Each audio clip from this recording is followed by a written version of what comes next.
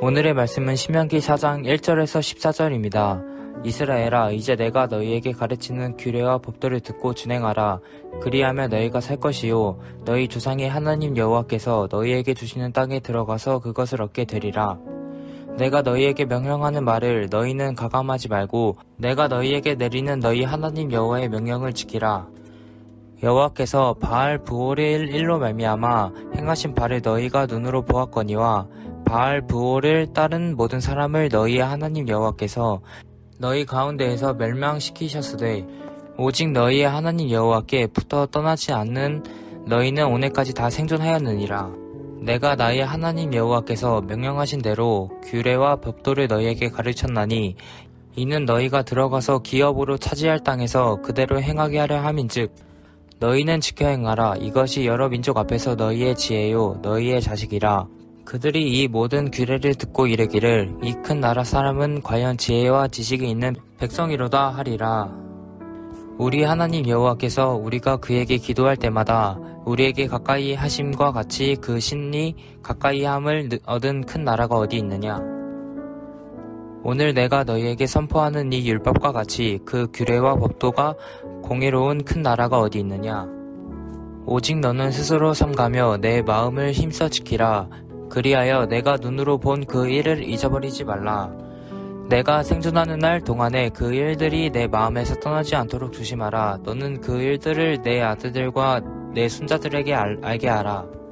내가 호렙산에서 내 하나님 여호와 앞에 섰던 날에 여호와께서 내게 이르시기를 나에게 백성을 모으라. 내가 그들에게 내 말을 들려주어 그들이 세상에 사는 날 동안 나를 경외함을 배우게 하며 그 자녀들에게 가르치게 하리라 하시매 너희가 가까이 나와서 산 아래에 서니 그 산에 불이 붙어 불길이 충천하고 어둠과 구름과 흑암이 덮였는데 여호와께서 불길 중에서 너희에게 말씀하시되 음성뿐이므로 너희가 그 말소리만 듣고 형상은 보지 못하였느니라.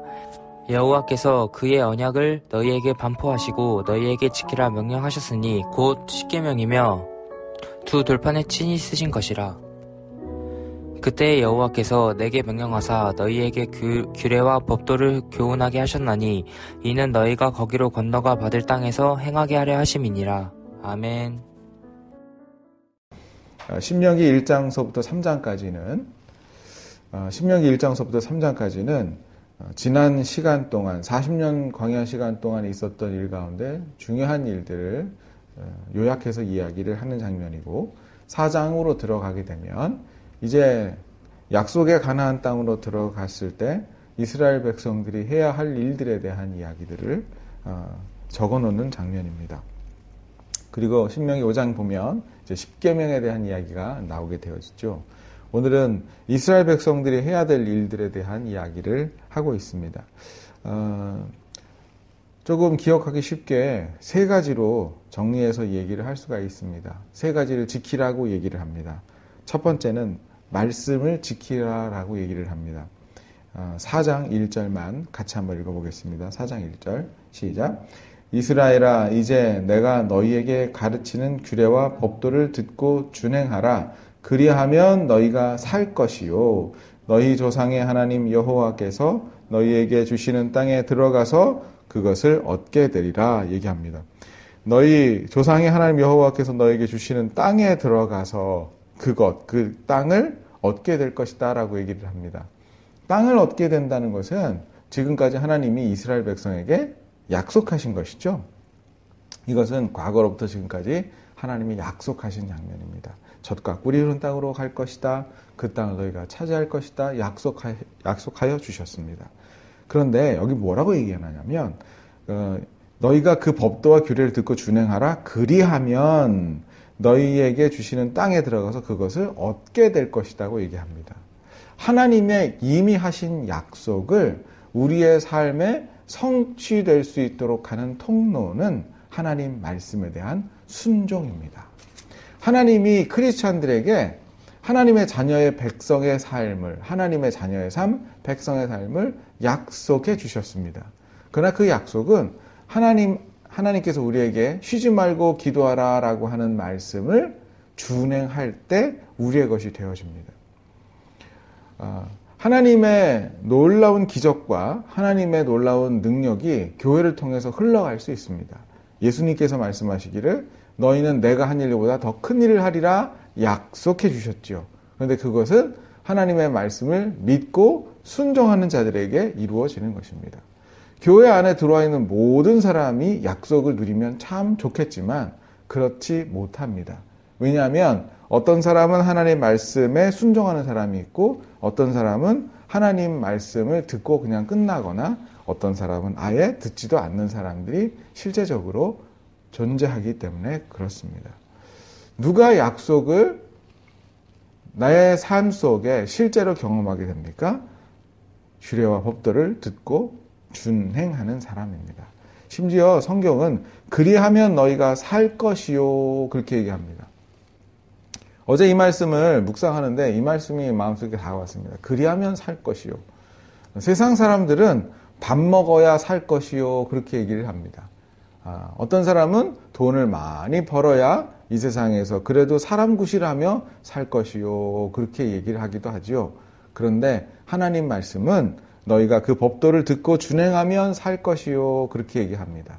신명기 8장에도 나오지만 사람이 떡으로만 사는 것이 아니요 하나님의 말씀으로 살 것이다 라고 얘기를 합니다. 우리가 하나님의 말씀과 법도를 준행하고 살면 어떤 일이 일어날까요? 말씀을 준행하고 살면 먼저 그 나라와 그 의를 구하면 이 모든 것을 우리에게 더해주는 은혜가 존재합니다. 만나는 우리가 구한 것이 아니라 더해주는 삶이었고 매출하기도 더해주는 삶이었습니다. 우리가 해야 될 것은 하나님의 말씀을 듣고 살아가는 것입니다. 근데 놀랍게도 어떤 사람에게는 이게 반대적인 삶을 살게 되는 경우가 있습니다.